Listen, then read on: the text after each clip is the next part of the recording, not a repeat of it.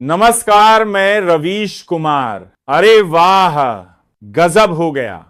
जो सत्ता दूसरों के पाप गिनती रही, आज खुद उन्हीं पापों की अदालत में कटघरे में खड़ी है। और जनता ये जानना चाहती है कि कौन से सबूत है जो राहुल गांधी को सीक्रेट मिशन के जांच के बाद मिले हैं, जो दूसरों को देशद्रोही बताते रहे, आज उन्हीं पर लोकतंत्र की हत्या का मुकदमा बनता नजर आ रहा है। जिसे पप्पू कहकर उसका मजाक फैनी मीमस बनाया जाता था, आज उसने सत्ताधारियों को हिलाकर रख दिया। दोस्तों, पूरी खबर आपको ऐसे अंदाज में बताऊंगा। दोस्तों, क्या आप नाराज हैं मुझसे? ना आप वीडियो को लाइक कर रहे हैं, ना चैनल को सब्सक्राइब कर रहे हैं, जो आपका 1 सेकंड का काम है, जिससे हमारी छोटी सी मदद हो सकती है। दोस्तों, सवाल यह नहीं कि राहुल गांधी के हाथ कौन सा सबूत लगा, सवाल यह है कि क्या इस देश का लोकतंत्र वाकई चुराया गया था? क्या 2024 का चुनाव एक पूर्व निर्धारित नाटक था? क्या अब वो पर्दा उठ चुका है जो वर्षों से एक छद्म जनादेश का चेहरा ओढ़े था, और अब ऐसा लगने लगा है कि नीतीश कुमार भी पलटी मार सकते हैं? और इस बार मामला सिर्फ मीडिया की सुर्खियों का नहीं, बल्कि कोर्ट की चौखट पर दस्तक दे चुका है। दरअसल खबर आ रही है कि राहुल गांधी को कुछ ऐसे पुख्ता सबूत हाथ लगे हैं जिन्हें वो आज देश के सामने पेश करने जा रहे हैं। और ये सिर्फ कागज के कुछ टुकड़े नहीं हैं, ये वो दस्तावेज हैं जो अगर सच साबित होते हैं तो नरेंद्र मोदी और अमित शाह दोनों की राजनीतिक जमीन खिसका सकते हैं, और संभव है कि यह मामला सीधे गिरफ्तारी तक पहुंच जाए। इसी बीच बिहार के मुख्यमंत्री नीतीश कुमार ने डा से पल्ला झाड़ते हुए राहुल गांधी की ओर रुख कर लिया है, और आंध्र प्रदेश के चंद्रबाबू नायडू भी खुलकर कांग्रेस के साथ जाने को तैयार हैं। ऐसे में अगर नायडू और नीतीश कुमार राहुल गांधी को समर्थन दे देते हैं तो मौजूदा मोदी सरकार संसद में बहुमत खो सकती है, और तब राष्ट्रपति को फैसला करना होगा कि अगला प्रधानमंत्री कौन बने। यह वही राहुल गांधी होंगे जिन्हें पप्पू कहकर देश की राजनीति में हाशिए पर धकेल दिया गया था, लेकिन आज उन्हीं के पास वो सबूत हैं जो सत्ता की चाबी बन सकते हैं। बीजेपी के भीतर भी खलबली मची हुई है। पार्टी के कुछ वरिष्ठ नेता बैक चैनल के जरिए विपक्ष से संपर्क में हैं, क्योंकि उन्हें पता है कि मोदी के गिरते ही पार्टी की अंदरूनी लड़ाई शुरू हो चुकी है। वहीं आरएसएस पूरी तरह चुप है, न कोई बयान न कोई समर्थन। क्या संघ ने मोदी को किनारे लगाने का मन बना लिया है? उधर कांग्रेस ने पूरी रणनीति तैयार कर ली है।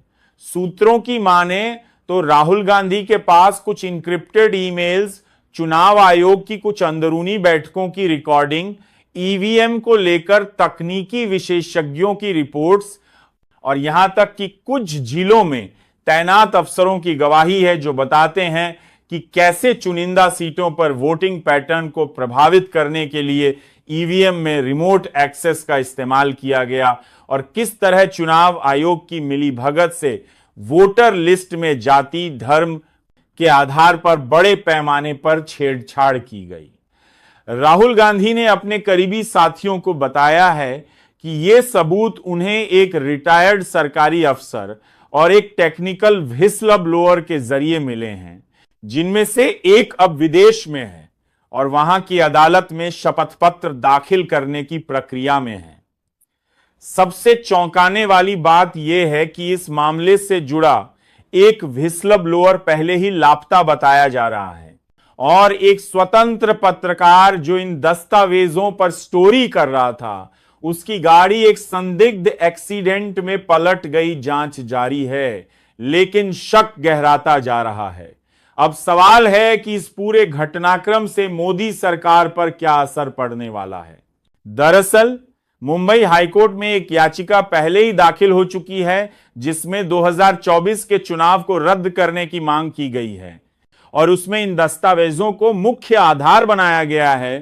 कोर्ट ने चुनाव आयोग से जवाब मांगा है, और अगर इन आरोपों की पुष्टि होती है तो यह भारतीय इतिहास का सबसे बड़ा चुनावी घोटाला साबित हो सकता है। अब तक सत्ता में बैठे लोगों ने हर संस्था को अपनी जेब में डालने की कोशिश की, लेकिन यह मामला सुप्रीम कोर्ट तक पहुंचता है तो न सिर्फ मोदी की नैतिक वैधता पर सवाल उठेगा, बल्कि उनकी संवैधानिक वैधता भी मिट्टी में मिल सकती है। अब नीतीश कुमार और चंद्रबाबू नायडू जैसे नेता जो हाल ही तक मोदी के साथ खड़े नजर आते थे, उन्होंने अचानक पलटी मार दी है और राहुल गांधी की ओर बढ़ चले हैं। जानकार कहते हैं कि नीतीश कुमार को जब इन दस्तावेजों का अंदेशा हुआ, तब उन्होंने राजनीतिक भविष्य भांपते हुए एनडीए से दूरी बनानी शुरू की और अब वो इंडिया गठबंधन को समर्थन देने के संकेत दे रहे हैं। वही चंद्रबाबू नायडू, जो लंबे समय तक केंद्र सरकार के आर्थिक वादों के पीछे खड़े रहे, अब खुलकर राहुल गांधी के समर्थन में उतरने को तैयार हैं, क्योंकि उन्हें भी लगने लगा है कि इस बार सत्ता बदलेगी और इतिहास फिर से लिखा जाएगा। अगर नीतीश कुमार और नायडू जैसे नेता राहुल गांधी को समर्थन दे देते हैं तो संसद में संख्या बल के लिहाज से नरेंद्र मोदी की सरकार अल्पमत में आ सकती है और ऐसे में दो ही विकल्प बचेंगे, या तो राष्ट्रपति के सामने बहुमत साबित करें या फिर इस्तीफा दें। और जब राजनीतिक नैतिकता पर ऐसा बड़ा संकट हो, तब दूसरा रास्ता ही अक्सर चुना जाता है। खबर यह भी है कि कांग्रेस की ओर से अंतरराष्ट्रीय विशेषज्ञों की एक टीम इन दस्तावेजों की जांच कर रही है, ताकि उन्हें अंतरराष्ट्रीय मंचों पर भी पेश किया जा सके। यानी मामला सिर्फ देश की राजनीति का नहीं, बल्कि लोकतंत्र की वैश्विक छवि का बन चुका है। अब जब पूरा देश 5 अगस्त का इंतजार कर रहा है, तब सत्ताधारी दल के नेताओं में बेचैनी साफ दिख रही है। भाजपा प्रवक्ता लगातार प्रेस कॉन्फ्रेंस कर रहे हैं, लेकिन वो सीधे तौर पर आरोपों का खंडन नहीं कर रहे, बल्कि राहुल गांधी की मंशा पर सवाल उठा रहे हैं। यानी जवाब नहीं, सिर्फ सवालों का शोर। उधर कांग्रेस सूत्रों का कहना है कि राहुल गांधी जिस प्रेस कॉन्फ्रेंस में यह खुलासा करने वाले हैं, उसमें वे सिर्फ दस्तावेज नहीं दिखाएंगे, बल्कि तकनीकी विश्लेषण, गवाहों के बयान और एक वकीलों की टीम के साथ केस का पूरा कानूनी ब्लूप्रिंट भी पेश करेंगे, ताकि यह सिर्फ एक राजनीतिक हंगामा न लगे, बल्कि एक ठोस कानूनी चुनौती बन सके। और अगर ऐसा होता है तो मोदी सरकार का बच पाना मुश्किल है। सवाल उठता है कि अगर ये सबूत सही हैं तो क्या मोदी और शाह को जेल हो सकती है? जवाब है हां। अगर इन सबूतों पर अदालत में चार्जशीट दाखिल हो जाती है और जांच एजेंसियां स्वतंत्र होकर काम करती हैं, तो यह चुनावी साजिश की श्रेणी में आएगा और भारतीय दंड संहिता के तहत गंभीर साजिश, सत्ता के दुरुपयोग और संवैधानिक व्यवस्था को नुकसान पहुंचाने का मामला बन सकता है। इस स्थिति में पीएम और गृहमंत्री की भूमिका पर न सिर्फ सवाल उठेंगे, बल्कि जांच एजेंसियों को उन्हें पूछताछ के लिए भी बुलाना पड़ सकता है और अगर मामला आगे बढ़ा तो गिरफ्तारी भी संभव है। उधर जनता की नजरें अब 5 अगस्त पर टिक चुकी हैं।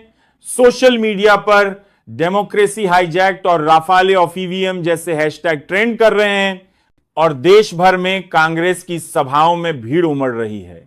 युवाओं में भारी उत्साह है और जो लोग पहले सब चोर हैं कहकर राजनीति से दूर थे, वे अब सवाल पूछने लगे हैं। यह केवल एक राजनीतिक मोड़ नहीं, बल्कि लोकतंत्र की पुनः स्थापना का मौका बन सकता है।